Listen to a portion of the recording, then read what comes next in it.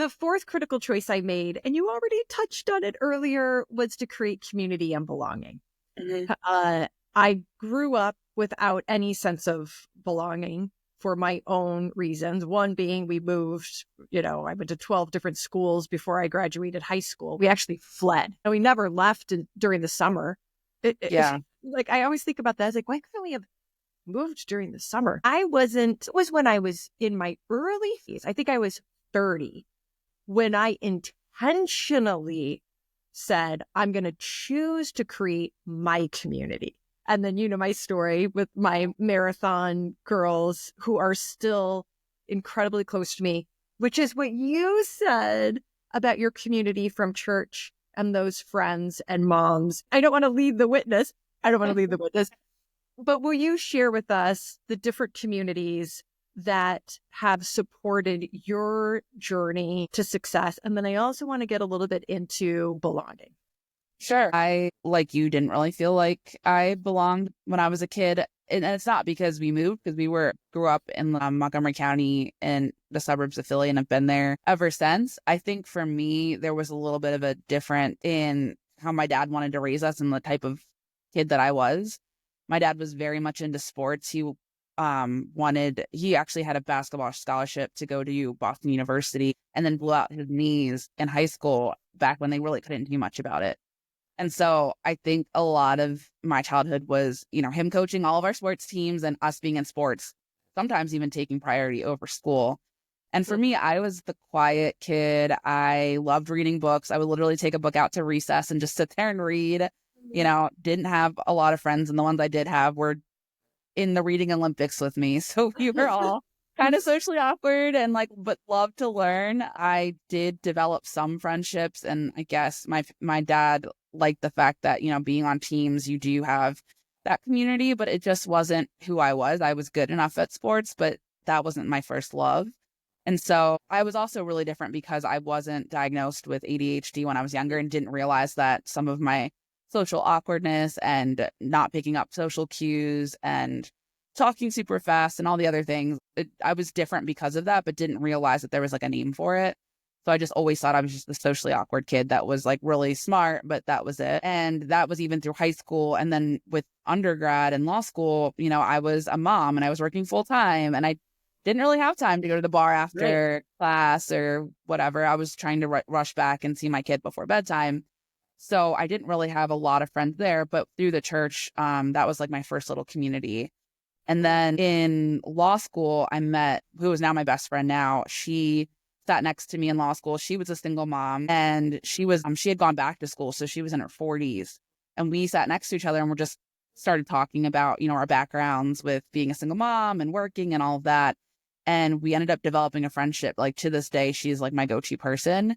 So, and she also wasn't somebody who could go to the bar after class or whatever. So we would study together or just check in through texts and things like that. I think, like you, I actually didn't start developing a really strong friend group until I turned 30. Being at a law firm, I started to make a lot of friends that way. But I do think it came with me being more confident in myself. Also, the diagnosis was really helpful. So I really understood myself better and why I did the things I did and how I could still, participate in a friend relationship, but do it in a way that wasn't as awkward.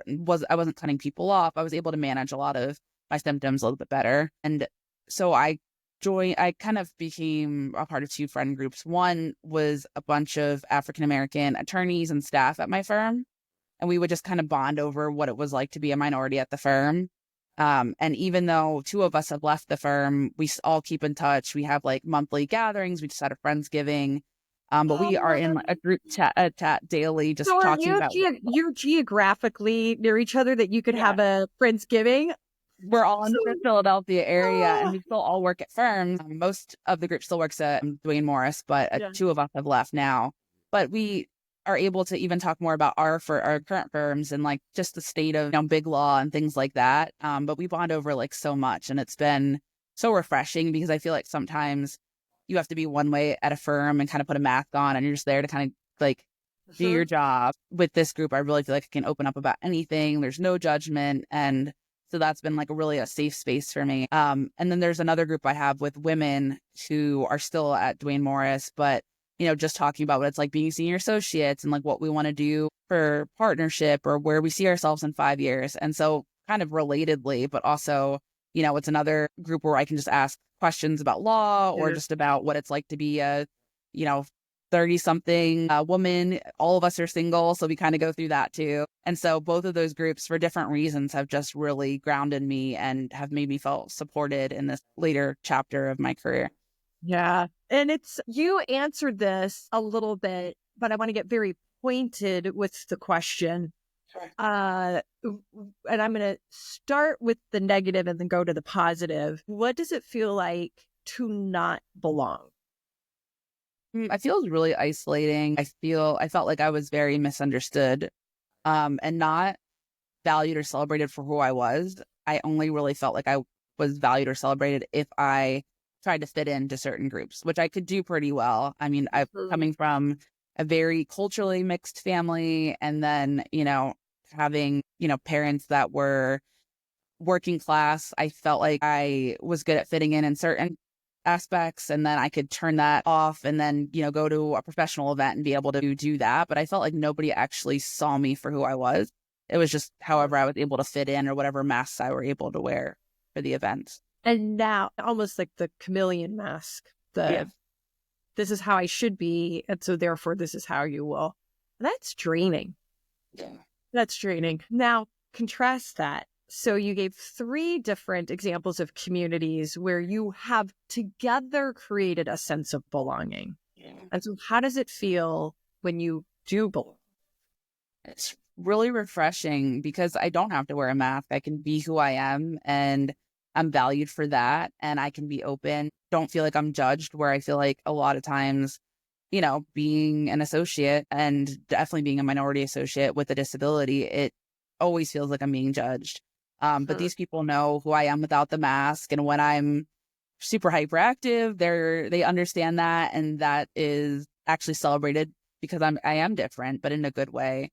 And I just feel like I can just let my hair down and just be who I am. And it's just so good to have a safe space because, again, being a minority in the world, but in big law, I feel like it's really hard and it is really draining. And you just need that place where you're just like, okay, I'm over everything today. And, like tomorrow you can encourage me and I'll get back on the horse. But today was not a good day. Don't encourage me today. Yeah, just let me vent. And, and people they understand because they've all been there in different ways. And now you are, and then I'll get off it and move to our final 5th most important choice. But now you are creating a community with your voice and your effort around ADHD and late diagnosed ADHD and ADHD within women. And then you just keep, you keep like, it's not just ADHD, it's within women. And then in big law, I mean, it is mind boggling to me. I mean, because I follow you and I read everything and then I find myself kind of going in a hole with researching, like what you posted this morning. Yeah. About the difference between girls and boys. You were born Breeana, but if you would have been born Brian, ADHD would have been diagnosed earlier on.